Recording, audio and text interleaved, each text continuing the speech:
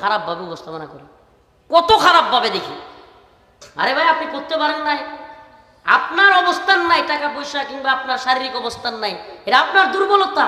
কোনো ব্যক্তি যদি পারে দুইজনকে সুন্দরভাবে নিয়ে চলতে, তাহলে সে একাধিক বিয়ে করবে, এটা সুন্নাহ। সুবহানাল্লাহ, এটা সুন্নাহ। এটাকে খারাপভাবে দেখবার আপনি কি? অথচ কি হয়েছে? পরকীয়া করে। কত পরকীয়া সংসার ভেঙে যাচ্ছে, কত সংসারের মধ্যে আগুন লেগে যাচ্ছে। যুবকদেরকে বিয়ে করায় না। এই যুবকদের বিয়ে হয় না কেন? শরিয়া নাই। কেন? এই যুবক কেন তোমার বিয়ে হচ্ছে না? আপনার ছেলে কোনোভাবেই বেকার থাকতো না যদি শরিয়া থাকতো। আল্লাহ পাক আমাদের সবাইকে শরিয়ার অধীনস্থ করে দিন, বলেন আমিন। আজকে নব্য জাহিলিয়ত বোঝার চেষ্টা করেন। নব্য জাহিলিয়ত আমরা বুঝি না। ইসলামী শরিয়াত থাকলে এই জাহিলিয়ত থাকতো না। আমরা শুনি দাহিয়াতুল কলবি তার ছোট্ট কন্যা সন্তানকে পুঁতে রাখছে, খুব জঘন্য লাগে আমাদের কাছে। আরে দাহিয়াতুল কলবি তার কন্যা সন্তানকে মেরে ফেলছে।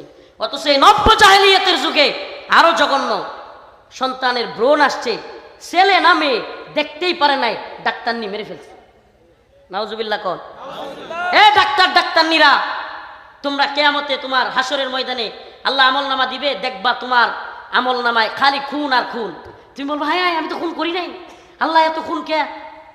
ওই যে তুমি ছোট্ট বাচ্চাটাকে ভ্রূণে আসছে, ছেলে নামে দেখার সুযোগই হয় নাই, তুমি তাকে হত্যা করেছো। এটা কি হত্যা নয়? কথা কয় না, এটা কি হত্যা নয়?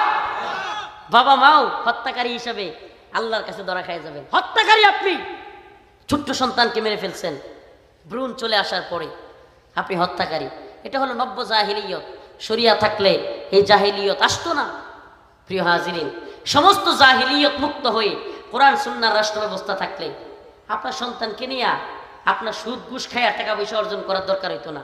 আয় উল্ডাবা খুবাইয়া আর যেমন মন চায় নামাজ না পইরা কাজ কইরা আপনার কামাই করার দরকার হইতো না। ওয়াল্লাহি কসম আল্লাহ, ইসলামী শরিয়া থাকলে আপনার সন্তান কিভাবে আগামী দিনে চলবে, কিভাবে তার অর্থনৈতিক ফায়দা হবে, এটা রাষ্ট্র বুঝতো। রাষ্ট্র কে বুঝতো? আপনার সন্তানের বিয়ে। আপনি কি জানেন বর্তমান শুধু এক বাংলাদেশে যেই পরিমাণ ছেলে এবং মেয়ে প্রাপ্তবয়স্ক সমান সমান হিসাব করা হয়েছে, 65 লক্ষ মেয়ে বেশি।